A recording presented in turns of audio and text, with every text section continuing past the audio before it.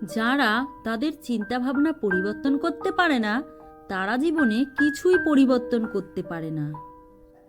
আজকের দিনটা একটু কঠিন, কিন্তু আগামীকাল অবশ্যই একটু ভালো হবে। শুধু আশা ছেড়ে দিও না বন্ধু, তোমার ভবিষ্যৎ একদিন অবশ্যই সুন্দর হবে। গন্তব্য যতই উঁচুতে হোক না কেন, পথ সবসময় পায়ের নিচেই থাকে। যত বেদনা, দুঃখ, ভয় আছে তা শুধু তোমার ভিতরেই। নিজের বানানো খাঁচা থেকে বেরিয়ে এসে দেখো, তুমিও একজন বিজেতা। যার ধৈর্য আছে সে যা চায় তাই পেতে পারে। কারো পায়ে পড়ে সফলতা পাওয়ার চেয়ে নিজের পায়ে হেঁটে কিছু হওয়ার সিদ্ধান্ত নেওয়া ভালো। অন্ধকারের পর যেমন আলো আসে, তেমনি চেষ্টা করলেই জয় আসে। সফলতার আশ্চর্য প্রদীপ কঠিন পরিশ্রমের দ্বারাই জ্বালাতে হয়। আশাবাদী প্রতিটি বিপত্তির মধ্যে সুযোগ দেখে এবং হতাশাবাদী দেখে অজুহাত।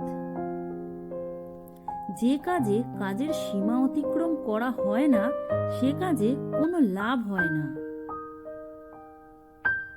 ব্যবসা তারাই করে যারা নিজেদের উপর বিশ্বাস করে। পরাজয় সবচেয়ে খারাপ ব্যর্থতা নয়, প্রচেষ্টা না করা সবচেয়ে খারাপ ব্যর্থতা। সাহস হারায়ও না বন্ধু, এখনো অনেক পথ বাকি। যারা বলছে এটা তোমার দ্বারা হবে না, তাদেরও প্রমাণ করতে হবে। যাত্রায় কষ্ট এলে সাহস বাড়ে, কেউ পথ আটকালে দৃঢ় সংকল্প আসে। বিক্রি হওয়ার ইচ্ছা থাকলে প্রায়শই দাম কমে যায়, বিক্রি না হওয়ার সিদ্ধান্ত নিলে সহসাই দাম বাড়ে। জীবনে সর্বদা তিনটি মন্ত্র মনে রাখবে: আনন্দে প্রতিজ্ঞা করবে না, রাগে উত্তর দেবে না, দুঃখে সিদ্ধান্ত নেবে না।